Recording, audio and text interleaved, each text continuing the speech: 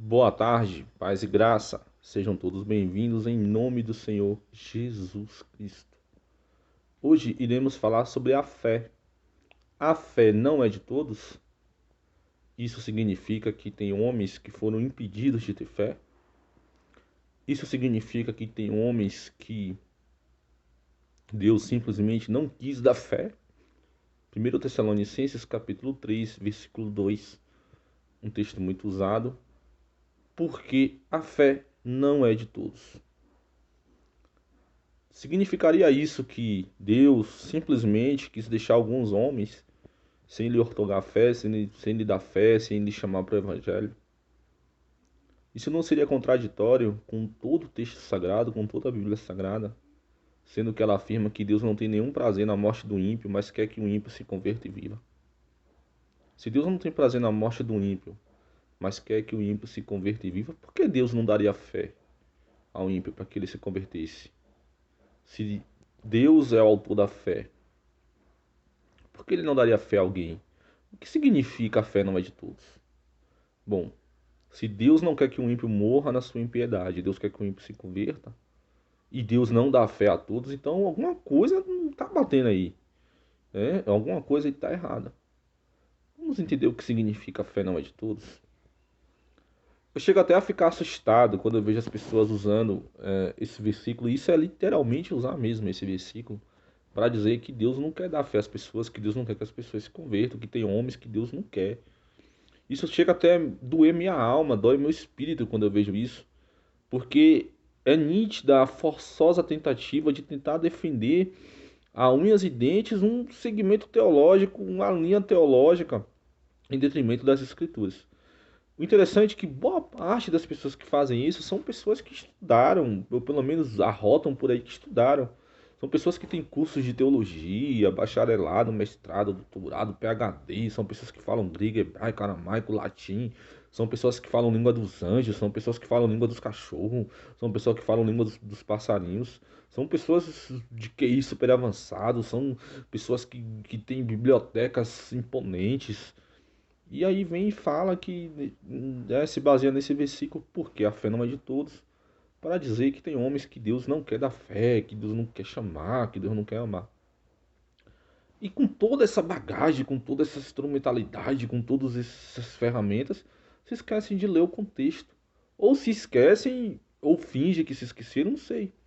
Porque o contexto de 1 Tessalonicenses 3:2 é Paulo pedindo oração para que as portas sejam abertas para a pregação do Evangelho. Paulo está pedindo para que a igreja ore para que o Evangelho possa ser pregado livremente, porque existia homens maus. O texto fala isso, homens maus que queriam, não aceitariam o Evangelho, que queriam impedir a pregação do Evangelho. Isso é história, tá? Que não queriam permitir a pregação do Evangelho, eram homens que não acreditavam na messianidade de Jesus Cristo, não acreditavam que Jesus Cristo era o Filho de Deus, e por isso eles queriam impedir que o Evangelho fosse pregado, que Jesus Cristo fosse pregado. Esses homens, eles eram maus, eram homens más, eles não queriam que o Evangelho fosse pregado.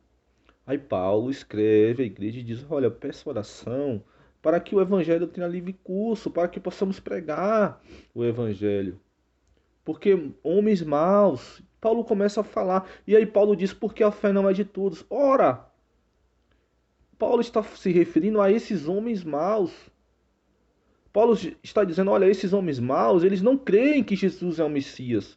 Isso que aconteceu, eles não acreditavam que Jesus era o Filho de Deus. Aqueles homens maus não acreditavam que Jesus era o Filho de Deus. Isso não está dizendo que Deus negou fé para alguém. Isso não está dizendo que Deus não quis dar fé para alguém. Até porque Paulo está falando de judeus. E lá em João capítulo 1, versículo 12, vai dizer que Jesus Cristo veio para eles. Porque Jesus Cristo veio para os seus. Ele veio para os seus. Está se referindo aos judeus. São os mesmos homens que agora, a mesma raça que agora, não quer deixar o evangelho ser pregado livremente. E aí Paulo pede para a igreja orar em favor da propagação do evangelho, porque esses homens eram maus e a fé não é de todos, ou seja, homens maus tentam impedir a pregação do evangelho. A fé não é de todos, ou seja, eles não vivem na fé, eles não creem em Jesus Cristo. Ou Você acha que o homem que não crê em Jesus Cristo tem fé? Tem fé em quê? Tem fé em outra coisa. Outro tipo de fé, não a fé cristã, a fé genuína, a fé cristocêntrica, a fé salvadora.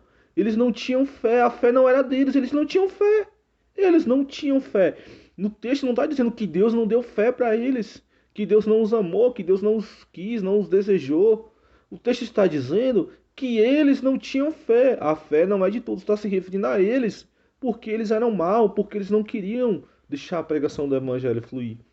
Aí eu não quero nem falar de grego. Se for falar de grego, reforça mais ainda o que eu estou falando. Quando você vai estudando lá os termos em grego, tis, gar, você vai ver que é justamente o que eu estou falando. Inclusive, essa palavra é uma ligação, gar, é uma ligação que está sujeita, subordinada à oração anterior, que é isso que Paulo está falando, tá ligado. Eu não vou nem falar disso, vamos ficar no bom e velho português. Paulo está falando desse contexto.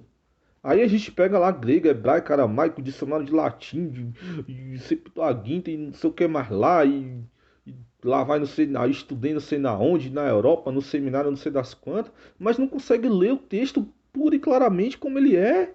Estuda em grego, em hebraico, seja no que for, mas fica forçando o texto para defender linha teológica. A fé não é de todos, não quer dizer que Deus não quis dar fé a ninguém, que Deus não quis salvar ninguém. Isso seria contraditório com toda a Bíblia. Aí se esquece do contexto primário, contexto remoto, do contexto longínquo, né? De todo o contexto bíblico. Paz e graça a todos. Deus abençoe a todos.